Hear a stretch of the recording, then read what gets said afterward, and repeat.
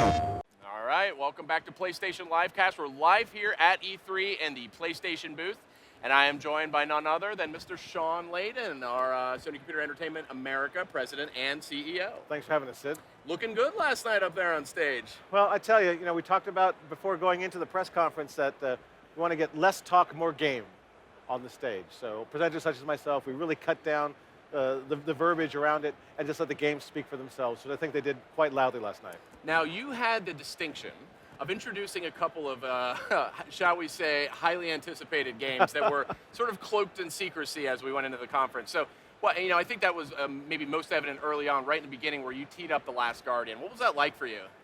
Well, I'll tell you, now I've been with the company a long time, so I've been with The Last Guardian a long time, as all of us have been. Last year's E3, we learned what would happen if you mentioned VibRibbon and how the community goes crazy. So this time we wanted to bring Last Guardian, wanted to lead with that, to show the commitment to the promise and show our commitment to big games across first-party platforms. And I tell you, Sid, when I got on stage, I mentioned we have a tale of poetic adventure, of companionship. By then, I don't think anyone heard what I said after that, because pandemonium ensued, the screen came up, and Fumito Ueda's name got across that, and, well, you were there. It was electrifying. Insane. Yeah. Yes, I'm getting goosebumps just thinking about it. I think it is something of a statement, though, to start a press conference in this day and age with a game like The Last Guardian. I mean, I was saying to Justin on the show earlier, I mean, we have all these big blockbusters and these big sequels, many of which I love dearly, are some of my favorite games, but to have something so kind of original and so different and so unique, to give a creator kind of free reign to make something like that, I mean, that's a statement, I think, in today's day and age. Well, I think Last Guardian speaks to a kind of game which, frankly, I think only on PlayStation. It's not a question of technology, it's just a question of what type of platform are you running. And I think Last Guardian, and certainly later on we saw Dreams from Media Molecule. That looked great. Oh my God, what was that? It was, I still don't know. It was crazy. Yeah. But these are also things that are only available on PlayStation, because that's the kind of community I think we've created around developers. Yeah, it made a lot of fans' dreams come true. I saw some tweets that were, saying essentially it was, Christmas morning for gamers, Another big one, obviously, Final Fantasy VII Remake. I mean, that kind of brought the house down, frankly. Wow, yeah. Yeah, you look at how Final Fantasy, a game which first came out, I guess, in 97, I want to say, sounds about right, 98. Yeah. How over time, the love, almost 20 years of love against that, coming back, being remade almost from the ground up by the folks at Square, and the audience reaction to that really shows the power of narrative, because it's the story. Like Shenmue 3, it's the story. When Yu Suzuki came out to talk about Shenmue, that was because people wanted to see the continuation of that narrative and where that story develops and where does it go. It's super powerful, and we're delighted to be able to bring those on the stage last night. That's great. I mean, there was some other great stuff, too, a lot of great stuff. I mean, one that jumped out at me was Call of Duty Black Ops 3. Yep. DLC, map packs coming first to PlayStation. Yep. That's definitely a shift. Yes, indeed. I mean, I think last year people saw how we made a good partnership with our friends at Activision across the launch of Destiny, and how we've managed to create a PlayStation Destiny coexistence and cooperative existence where we both get the best out of each other. Call of Duty is just an extension of that relationship with Activision across the biggest franchise in first-person shooters since the beginning of time. So I think being able to say that to our fans, and having done the work with Activision to bring that early benefit and early meaning to the PlayStation community is a great win for all of us. Yeah, there's a lot of other good stuff there, too. I mean, a lot of perks for PlayStation fans. I mean, there was the World of Final Fantasy. It's coming exclusively to PS4, PS Vita. There was Star Wars Battlefront we also saw look great. Fabulous. I'm really excited for that one. Yeah, fabulous. I mean, we brought the guy from DICE out, Patrick Bach, and we had him in rehearsals the other day, and he's saying, well, I thank you for supporting my little game. Really? If that's your little game, what's your big game? He was fabulous. But also Street Fighter. Street Fighter coming out exclusively for PlayStation. That looks incredible. There's a lot of good energy with around the beta that. in July. I mean, it was a lot to take in last night. Yeah, and that's before we got to the closer. Yeah. And I'll tell you, you're right. I got to introduce Last Guardian from the front end, and I got to close the show with the title, which requires no introduction. Bang, cue Uncharted, bang, cue Bruce, and we had a little bit of a technical difficulty. We did. Actually, I had Bruce and Neil from Naughty Dog on the show first thing this morning. All right. We talked it through. Did you talk about that? We did, yeah. It was, well, I think it's kind of important to note when these scenarios happen. It's like, I mean, this is live code. Right. You know, the game is a ways off. It's in early part of 2016. That's correct. And I mean, but the game's not done, but they're actually playing the game. Correct. And I think that is, you know, a cynic would say we scripted it, but we didn't. But in fact, it does show it's live code. Yeah. Live code happens, stuff can happen. Yeah. Recovered quickly. And when he got up and running with Nathan Drake through that market, the audience again was bang, pandemonium. And through to the end of that demonstration, that chase scene, you had to watch that and sit back and say, who doesn't want to play this game? It's impossible. Who doesn't want to play? There's no one in the world that doesn't want to play that game. I'll tell you, Bruce and Neil were telling me before we shot earlier today, they said they've been getting a ton of questions about whether that Jeep is actually drivable. Because if people were assuming, it was must on be rail, on autopilot rails, or something. No, it's like fully drivable. Yeah. So I mean, think of the scope and the scale they showed there with the intense visual fidelity that Naughty Dog is so widely known for. Man. You know, people thought, wow, Last Guardian, Horizon, how can you close? That's how you close. Yeah. You bring out Uncharted 4. Naughty Dog has been the studio that delivers again and again and again, whether it's The Last of Us, whether it's Uncharted. You go back to Jack and Daxter, you go back to Crash Bandicoot. Yep.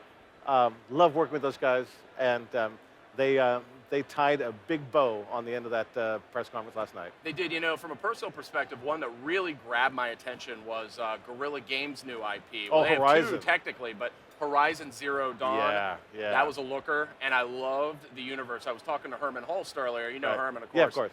And he was like, what do you think? What do you think? You know, and I find myself in this position with Herman a lot, actually, when they have a new game. What do you think? I always bump into him. Herman likes the feedback. Yeah, and I said, I really was taken with that game. Horizon Zero Dawn, not only it looked gorgeous, I mean, you of course come to expect this now from Guerrilla Games, some of the finest technical guys out there, but I love the universe, I love the ecology. You know, it's if you kind of got the elevator pitch, it's like, you know, primitive humans fighting like robot dinosaurs or something, but it's so much more than that. It's this ecology they created. I really like that, and it was a looker. I love the bow and arrow stuff. I mean, it looked fantastic. Well, you just feel you could fall into that world and completely buy in. Yeah. You know, understand the motivation of the lead character, Aloy, as she's making her way through that demo piece. Yeah. And for my friends at Guerrilla, I'm glad that they're expanding their color palette because it's not Killzone, you guys. This is a completely new and different thing. Yeah. And then it wouldn't be complete if I didn't touch on Project Morpheus. Obviously, we got some updates on that front. Some software really coming into play there. Guerrilla Cambridge has rigs. Plenty more to see as well. So what's the thought on Project Morpheus? Well, I think on Project Morpheus, a lot of press have been asking me that question, like, why didn't you show more Morpheus? And the answer to that question is really, how do you show more? Yeah. How do you explain to the blind man what the color blue looks like? Yeah. You really just have to be able to experience it. And that's why here on the show today, we've got, I think, 20 demos going live of different Morpheus projects. It's huge. I think virtual reality it's not just a new peripheral for the hardware, it's a new platform for the creative. And we're looking at Morpheus in that way. We want to make sure that we launch it as a platform. And I've said this to other people too, I think Morpheus will do for gaming what the smartphone did for cell phones. Wow. It will completely change the game around that. Well, I mean, I think it's natural to be a little skeptical about some of these new technologies because, I mean, let's be honest, in the tech world, every day there's another potential revolution or there's another this or another that, and you kind of go, yeah, I'll believe it when I see it. But, you know, so when I started hearing about all this virtual reality stuff, I said, yeah, I mean, it sounds cool. We've been hearing about it for 20 years. And then I tried actually the earliest prototype of Project Morpheus, and I was like, whoa. Because that's just it. We've been trying for 20, 25 years to get this right. Yeah. And it was impossible to do under the old technology. But now it's a combination of, you know, CPU, GPU power, the actual display technology itself, combined with the content to go with it, and you have the perfect storm where I think we can actually make something out of virtual reality and bring it to market. The thing I'm so fascinated with something like Project Morpheus is, you know, I think a lot of people, again, if you haven't tried it, you're like, oh, I want to, you know, throw my favorite shooter in there and I'm going to run off and play it. Right. That's not necessarily the best use of that technology. I like you said, it's not only a new platform, I think it's going to really open windows into new experiences. Exactly. Things that wouldn't be necessarily so entertaining if you're looking at your TV. But there was this Playroom demo that they had. I don't know if you've tried that. Where really the whole thing is you're just kind of looking into this dollhouse essentially and watching those little characters, those little Asobi robots jumping around. And it was really fun and cool. You know, it was like a hide and seek game or something. No, I think you're absolutely right. That's why we're taking the time we're taking right now to get it launched correctly, because I don't think we really know what the ultimate virtual reality experience is going to be, Right. and that's going to be trial and error and over time and bringing more people into it. I think there'll be two kinds of content offerings with something like Morpheus. There'll be like Morpheus Enhanced, which would be it's a regular game experience, but there may be modes or levels or areas where if you use Morpheus, you have an enhanced experience across that game. Yeah. And then over time, we'll get to like Morpheus Required, Yeah. where it's only achievable or you can only experience it in a virtual reality landscape. And to do that, we have to find a way to understand exactly what that is. Yep. Right now, we're trying to populate SDKs across as many content providers as possible. Not only developers, but linear providers. Linear providers mean like film and TV and those kind of folks. We're working with sports organizations and how it can be meaningful for them. Even things like the museum or the Jet Propulsion Laboratory. There's a lot of places where I think virtual reality can have a lot of meaning, and it's a white sheet of paper right now. It's a new frontier, quite frankly. And Absolutely. It's exciting to see us take steps into that. So one other thing that did jump out at me from the press conference is PlayStation View. Yep. The over-the-top TV cable service. So expanding now in San Francisco, LA. That's right. And bigger than ever, there's going to be some a la carte nationwide offerings. I mean, I think that's kind of a bold statement as well coming from PlayStation.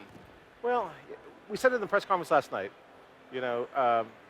Games and gamers matter. Games and developers are important, and that's the central core of our philosophy about anything that we do. But in addition to that, we understand that research has shown that gamers watch TV. I sure do. So while we like to think you're gaming all the time, we understand that people want to watch television. I think television, where Netflix has kind of rocked the world of movies and videos, and you could say iTunes sort of blew up the world of music, there's not been a revolution on TV that anyone can really point to. Yeah. Or cable TV, or any of that. Right. I think PlayStation View is going to do that. It's going to change the way you watch television, the way you select your content and get what you want, and not have to deal with the stuff you don't want. Right. And last night when we announced that we're live in LA and San Francisco as of today, which I did check, it's all up and running. Oh, did you? Everything's good. Excellent. Excellent. It did get a great response in Los Angeles, to make that It statement. did, to be fair, yeah. But it did get a rise out of the crowd, and we actually are going to have Eric Limpel on the show a little later in the week. He's going to give us a full run through, so everyone who's watching the show can see what it looks like. But really cool UI, definitely a very different take on TV, but one that sort of learns from the viewer and kind of is a more curated experience. So I think it's really interesting. Right, you get to move your channels around where you want them, and Yeah. even out of the 85 plus channels we have, there'll be some that you're not going to watch. Yeah, I'm Right? sure there's a few out there. Yeah, and so you move those to the side. You can always get them, but you get what you want. Your ability to record on demand and play it back later and catch up TV across some channels, so you don't even have to record it, but it's always available. Yeah. Again, I think it's going to be it could be a revolution in TV watching. Very good. Mr. Shawn Layden, thank you for joining us here today. Always great to be here, Sid. All right. PlayStation